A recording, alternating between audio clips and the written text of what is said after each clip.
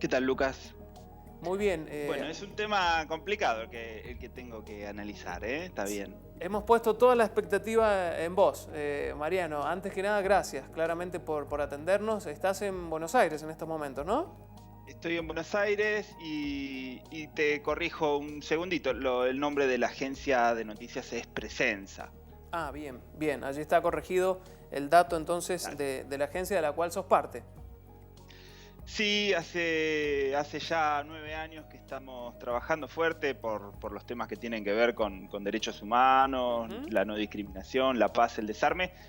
Y bueno, y en eso pareciera que el Papa se ha convertido en un aliado, en un aliado sorpresa, ¿no? Yo, cuando me propusiste hablar sobre esto, me fijé un poco qué era lo que yo había escrito hace 5 años cuando lo nombraron Papa, para saber un poco cuáles expectativas me había generado en ese momento, ¿no? Porque la verdad fueron 5 años muy cargados de cosas y uno se olvida un poquito. Y la verdad es que me había mostrado muy escéptico. Sigo siendo escéptico con la iglesia en particular, aunque debo reconocer que Francisco ha hecho algunas cosas muy positivas, como tiene que ver con darle visibilidad, ¿no? Algunos conflictos que habían sido históricamente silenciados por los grandes medios de comunicación. Un ejemplo es la terrible travesía, ¿no?, que viven quienes, escapando de las guerras y del hambre, cruzaban el mar Mediterráneo para llegar a Europa. O también el acercamiento que tuvo ahora hace un poco menos de tiempo con las víctimas de un genocidio de nuestros días, como es el que ocurre en Myanmar, donde los budistas asesinan y expulsan del país a los musulmanes rohingyas. Me parece que desde esa mirada sí encontramos un Papa un poco más solidario, un poco más ocupado de aquellos que están viviendo situaciones trágicas, que es lo que estábamos acostumbrados a tener en el Vaticano, ¿no?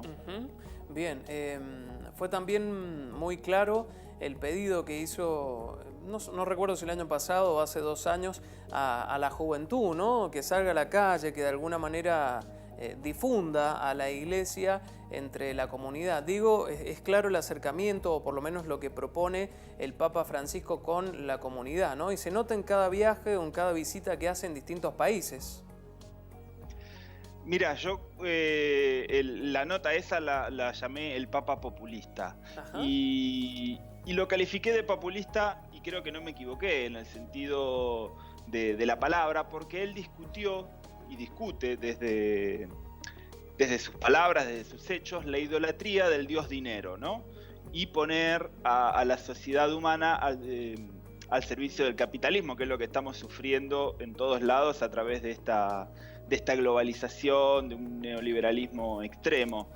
Y me parece que Francisco retomó palabras del humanismo en volver a colocar al ser humano en el centro de las políticas sociales y económicas. Al menos ese discurso sí me parece que es muy importante y que conecta, por eso utilizo la palabra populista, porque conecta con la gente más popular. Él, cuando le dijo a los jóvenes que hagan lío, ¿no?, lo que los estaba era invitando a tener una actitud no pasiva, sino de salir a pelear por lo más justo. Yo, de todas maneras, en esto no puedo mostrarme ingenuo. O sea, siento yo que realmente la designación de Bergoglio tiene que ver con una lógica de la Iglesia, de recuperar el espacio que tenía perdido.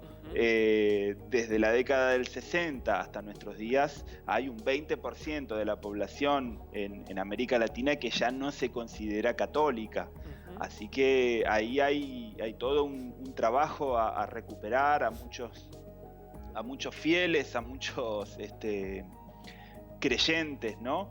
Y me parece que hay otro dato también interesante en esta disputa que está teniendo la Iglesia Católica con el neoprotestantismo, con las iglesias pentecostales, con el evangelismo, porque se han involucrado mucho en la política. Hoy por hoy tenemos un pastor que va a participar de la segunda vuelta electoral en Costa Rica para disputar la presidencia. Tenemos el alcalde de Río de Janeiro, que es un obispo de la Iglesia Universal, por citar algunos ejemplos de esta presencia tan fuerte de estas iglesias en el continente. Y me parece interesante en todo esto que Bergoglio salió a buscar, que Francisco salió a buscar aliados, yo creo que sorpresivos, ¿no? Como Cuba, como Nicaragua, para sostenerse en esta lucha también religiosa. ¿Por qué? Porque todas estas iglesias que te estoy nombrando, las neoprotestantes, vienen financiadas por los Estados Unidos, con lo cual aquí hay un juego geopolítico muy interesante, ¿no? Recordemos que Bergoglio viajó a Cuba en una visita que yo creo que debe haber generado muchos resquemores en muchos de sus más fervientes seguidores de la primera época, ¿no? Claro que sí. Mariano, para ir finalizando, nosotros en este noticiero hacemos un seguimiento de lo que pasa en las redes sociales, ¿no? Que se comporta como un termómetro muchas veces de lo que opina la sociedad y los distintos usuarios a través de las redes sociales, y allí el reclamo es reiterativo desde hace mucho tiempo: ¿por qué el Papa no viene a Argentina frente a las situaciones críticas que por ahí hemos tenido que atravesar en algunos momentos? ¿Se puede hacer un análisis de esta situación, de esta no presencia del Papa argentino en Argentina? Yo creo que él rápidamente, apenas fue nombrado, dijo claramente que no iba a venir a la Argentina en el corto plazo, primero por diferencias que podía tener con el gobierno de Cristina Kirchner, pero fundamentalmente para que no haya una utilización política. Esas fueron sus palabras. Recordemos que en el 2013 apenas fue nombrado para Mauricio Macri. El nombramiento de Bergoglio fue la noticia más importante de la historia argentina. Que Lilita Carrió hablaba de Bergoglio como su confesor personal.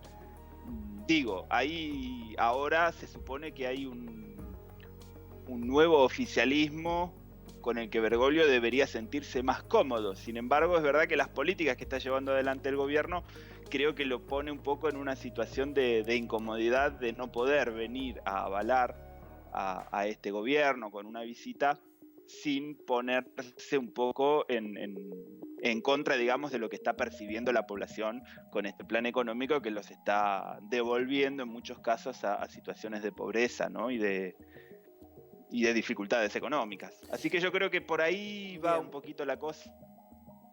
Por ahora está manteniendo esa promesa de no venir, de no interferir.